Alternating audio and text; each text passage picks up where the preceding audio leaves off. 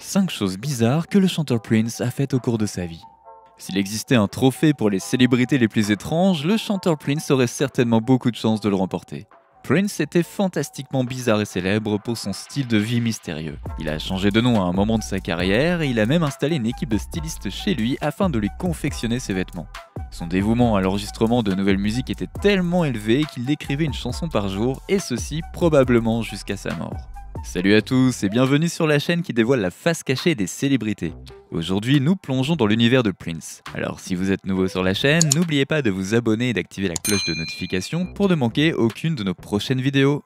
En 1979, Prince crée un groupe avec André Simon à la basse, Des Dickerson à la guitare, Gail Chapman et Dr. Fink au clavier et Bobby Z à la batterie.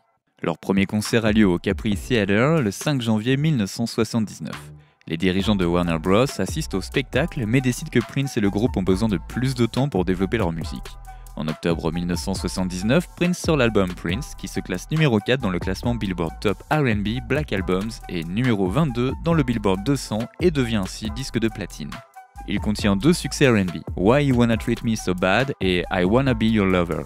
Ils se sont vendus à plus d'1 million d'exemplaires et ont atteint la 11e place du Billboard Hot 100 ainsi que la première place pendant 2 semaines du Hot Soul Singles Chart.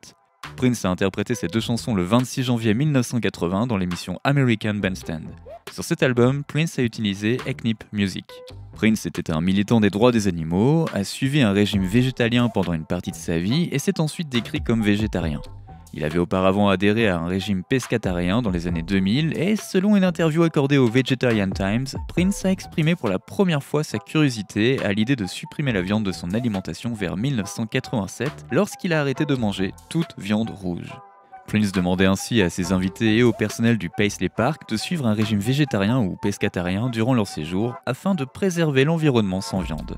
En hommage à l'éthique personnelle de Prince, Paisley Park continue d'exiger que les personnes qui souhaitent manger de la viande quittent les lieux. Les notes de pochette de son album Rave Unto the Joy Fantastic en 1999 contenaient un message sur la cruauté liée à la production de laine. Il est également devenu témoin de Jéhovah en 2001 après un débat de 2 ans avec le bassiste Larry Graham qui est devenu son mentor et un ami proche à cette époque. Il ne considère pas cela comme une conversion, mais plutôt comme une prise de conscience, qu'il compare d'ailleurs souvent à Morpheus et Neo dans le film Matrix. Il assiste à des réunions dans un Kingdom Hall local et frappe occasionnellement à la porte des gens pour leur parler de sa foi. Depuis 2005, Prince avait besoin d'une double opération de remplacement de la hanche. Une rumeur non vérifiée a été répandue par les tabloïds selon laquelle il ne voulait pas subir l'opération en raison de ses croyances religieuses qui incluaient le refus des transfusions sanguines. Attardons-nous à présent sur les grandes étapes de sa vie. Prince Rogers Nelson est né à Minneapolis le 7 juin 1958, fils de la chanteuse de jazz Mattie Della et du pianiste et auteur-compositeur John Lewis Nelson. Ses 4 grands-parents étaient tous originaires de Louisiane. Sa grande tante était la nationaliste noire Mittie Maud Lena Gordon qui a créé le mouvement pour la paix en Éthiopie et prônait l'émigration vers l'Afrique de l'Ouest en réponse à la suprématie blanche américaine. Le batteur de jazz, Louis Hayes, était son cousin paternel. Prince a écrit sa première chanson Funk Machine sur le piano de son père à l'âge de 7 ans. Ses parents divorcent lorsqu'il a 10 ans et sa mère se remarie avec Hayward Baker avec qui elle a un fils nommé Omar. Prince a une relation difficile avec Omar, au point qu'il change plusieurs fois de domicile, vivant parfois avec son père et parfois avec sa mère et son beau-père. En dehors de ses performances provocantes, Prince s'était déjà imposé comme un collaborateur très demandé, dont les chansons étaient reprises par d'autres artistes. Au milieu des années 80, Chaka Khan sort une reprise exubérante et très réussie de sa chanson de 1979, I Feel For You, tandis que le plus grand succès de Sinéad O'Connor est la chanson de Prince, Nothing Compares to You.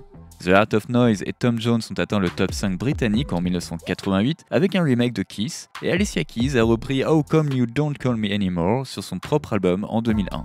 Prince a également travaillé sur des titres d'albums spécifiques pour des artistes comme Khan, Madonna, Tevin Campbell, Kate Bush, The Time, Martika, Patti LaBelle et Janelle Monáe. Il est à l'origine du groupe de filles Vanity Six mené par la chanteuse et actrice Vanity et de leur tube dance Nasty Girl numéro 1 des ventes. Il a également envoyé une chanson au groupe féminin The Bangles qu'il a enregistrée avec succès, atteignant la 2e place grâce à l'ode luxuriante d'une journée de travail stressante, Manic Monday. Prince fréquente le Bryant Junior High de Minneapolis, puis le Central High School où il joue au football, au basket et au baseball. Il a joué dans l'équipe de basketball universitaire de Central et a continué à jouer au basket pour son plaisir à l'âge adulte. Au cours de ses études à Bryant, il a suivi une formation de ballet classique au Minnesota Dance Theater dans le cadre du programme d'arts urbains des écoles publiques de Minneapolis. Il devient un défenseur des danseurs et utilisera plus tard sa fortune pour sauver le Joffrey Ballet de Chicago en difficulté dans les années 1990. Il a rencontré l'auteur, compositeur et producteur Jimmy Jam en 1973 et a impressionné Jam par son talent musical, sa maîtrise précoce d'un large éventail d'instruments et son éthique de travail. De nombreux aspects de la vie de Prince n'ont pas seulement l'air bizarres, mais sont aussi étranges. Par exemple, la succession de Prince et les actions en justice qui ont suivi sa mort ont constitué une bizarrerie majeure lorsqu'il est mort. On ne peut pas en conclure que Prince n'était pas éduqué, malgré le fait de n'avoir pas anticipé le partage approprié de ses nombreuses richesses à sa famille et à ses proches. En effet, il est mort à l'âge de 57 ans et a laissé une succession précieuse et compliquée qui a été rendue encore plus compliquée par le fait qu'il n'avait pas réalisé de testament avant sa mort. Il n'a apparemment laissé aucun testament valide. Divorcé à 2 reprises, il n'était pas marié au moment de sa mort et n'avait pas de progéniture. Prince avait de nombreux frères et sœurs, et 2 de ses frères et sœurs sont décédés avant lui, dont un ayant eu un enfant. Ces personnes et d'autres ont donc prétendu être les héritiers légitimes d'une partie de la succession. Comme il n'avait pas de testament, Prince n'a pas décidé qui hériterait ou non d'une part de sa succession ou de quelle part les héritiers hériteraient. Il voulait peut-être que ses demi-frères et sœurs héritent d'une part égale à celle de ses frères et sœurs titulaires. Peut-être voulait-il que toutes les personnes composant sa famille, ainsi que ses proches, héritent de la même part. Mais nous ne le saurons jamais, car il n'a jamais rédigé de testament. Et voici à présent les 5 choses les plus bizarres que le chanteur Prince a fait dans sa vie. Premièrement, Prince a prédit qu'il ne souffrirait plus d'épilepsie. Prince a en effet déclaré qu'il était né épileptique et qu'il avait fait des crises lorsqu'il était jeune. Il a déclaré que sa mère lui a dit qu'un jour, il est entré dans sa chambre et lui a dit qu'il ne serait plus malade. Surprise, sa mère lui a demandé « Pourquoi ?» et il a répondu « Parce qu'un ange me l'a dit ». Et à partir de ce jour, Prince fut guéri à jamais de son mal. Deuxièmement, il pouvait jouer d'au moins 27 instruments. Sur son premier album, For You, sorti à l'âge de 20 ans, Prince aurait joué de tous les instruments, 27 au total. Dans les notes de l'album, il est cité comme le musicien derrière toutes les voix, ainsi que derrière la guitare électrique, guitare acoustique, basse, synthé-basse, basse-fuzz, piano électrique, piano acoustique, mini-moog, polymoog, ensemble de corps de harpe, harpe pro soliste, Oberheim 4 voix, clavinette, batterie, batterie électronique, slapsticks, bongos, congas, cymbales digitales, carillon, cloche d'orchestre, tablette de bois, clochette, claquement de main et claquement de doigts. Surprenant, non? Prince était vraiment bizarre. Troisièmement, il s'est juré d'enregistrer une nouvelle chanson chaque jour. La légende veut que Prince se soit lancé le défi d'écrire une chanson par jour. En 2015, il a déclaré au Guardian qu'il écrivait énormément de nouvelles chansons, en ajoutant qu'il ne s'attachait pas à la musique ancienne, car s'il le faisait, il ne pourrait pas passer à autre chose et il n'y aurait pas de place pour de nouvelles chansons. Il est surtout connu pour ses disques de la fin des années 80 comme Love Sexy, 1999 et Sign of the Times, mais il a sorti au total 39 albums studio, 4 albums live et de nombreuses compilations. On sait que son coffre-fort musical contient plus de 50 vidéos musicales entièrement produites qui n'ont jamais été diffusées. Et sans aucun doute, il y a des dizaines, voire des centaines de chansons que nous n'avons encore jamais entendues. Quatrièmement, il vivait dans un complexe étrange et tentaculaire appelé Paisley Park. Une fois que l'argent a commencé à couler à flot, Prince a fait construire Paisley Park, un vaste complexe autonome situé à l'extérieur de Minneapolis, dans son état natal du Minnesota. C'est d'ailleurs ici que la star a été retrouvée morte. À l'intérieur de Paisley Park, il y a beaucoup de violets, la couleur caractéristique de Prince, présente sur les plafonds, sur les haut-parleurs et illuminant les pièces à l'aide de néons.